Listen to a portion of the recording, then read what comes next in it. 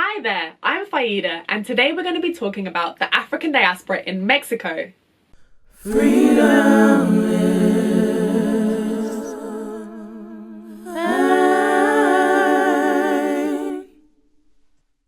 Let me start by saying that I'm particularly excited to bring this video to you today because Mexico is one of my favourite countries in the whole world. I'm named Faida in homage to Frida Kahlo, and I actually lived in Mexico for a year and absolutely loved it. In the near future, I'd love to host an African diaspora trip in Mexico, so definitely let me know in the comments if that's something you'd be interested in doing.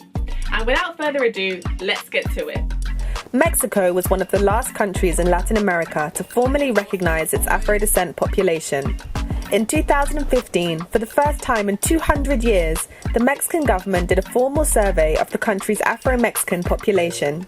The results of the 2015 intercensal survey showed that 1.2% of Mexicans identify as Afro-Mexican, a number totaling almost 1.4 million.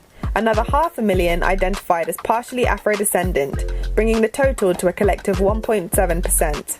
The region with the highest concentration of Afro-Mexicans is Costa Chica, which includes the southern states of Oaxaca and Guerrero. The second largest black population is in the state of Veracruz. Coajinicuilapa is the town in Guerrero with the highest black population and is also home to Mexico's first museum dedicated to Afro-Mexican history and culture. In the early years of the Spanish colonial period, from 1580 to 1650, the Spanish trafficked roughly 250,000 Africans to Mexico, from Senegal, Gambia, Guinea, Congo, Angola, and Mozambique. In the early 1600s, Mexico had the largest enslaved African population in the Americas.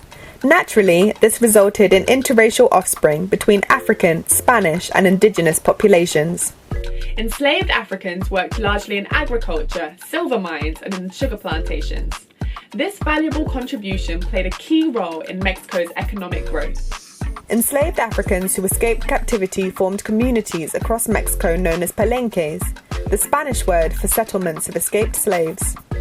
The most famous palenque in Mexico was established in Veracruz in 1570 by Gaspar Yanga, a former slave from Gabon. It lasted 40 years before the Spanish attacked, and Yanga was subsequently hailed as a Mexican national hero. Historically, Afro-Mexicans played a pivotal role in the Mexican War of Independence. Many black and Afro-descent Mexicans took up arms and fought for freedom. One of the most famous Afro-Mexicans in history was revolutionary leader General Vicente Guerrero, who to date is Mexico's only president of African descent. Despite Afro-Mexicans' economic, cultural, political, and military contributions to Mexico, the Afro-Mexican community today remains marginalized and largely invisible. They are underrepresented and excluded from the political arena. When the Afro-Mexican community is acknowledged, it's usually with a historical reference rather than in recognition of the community today. In 2005, the Mexican Postal Service, Cepomex, released a stamp in commemoration of the 1940s Afro-Mexican cartoon character Memín Pinguín, which immediately received a heavy backlash from civil rights groups who contested the caricaturish features of the character. Nowadays, the Afro-Mexican community has comparatively restricted access to adequate education, living conditions, and professional opportunities. Primary occupations among the community include fishing, agriculture, and domestic work. 76% of Afro-Mexicans are considered to be lower or lower middle class. Despite the fact that Mexico produces a large amount of TV dramas, popular across the whole of Latin America, representation of black people tends to be scarce, and when black characters are portrayed, they tend to conform to negative or humiliating stereotypes. However, in spite of the negative, there have been plenty of signs of progress. The 2015 census was a landmark event in terms of recognition for the Afro-Mexican community.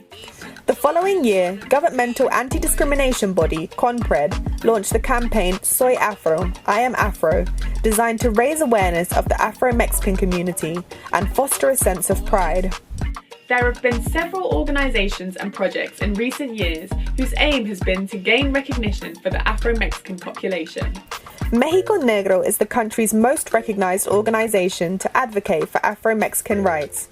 It was founded in 1997 by Sergio Peñalosa Perez and works to champion black social and political rights in Mexico. La Tercera Raíz, the third root, was a governmental program that collated in-depth research on the history of Afro-descent people in Mexico.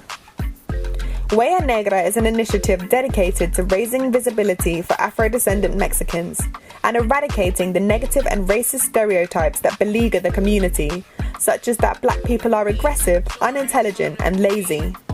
Famous Afro-Mexicans include the singers Samo and Alejandra Robles, actor Leopoldo Frances Zamorita, and the football player Melvin Brown. Fun fact, Hollywood actress Lupita Nyong'o was born in Mexico and returned there to study Spanish when she was 16. While Afro-Mexicans are acknowledged at state level, sadly they are yet to be recognised by the Mexican Federal Constitution.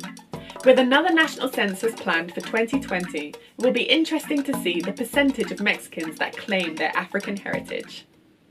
Freedom.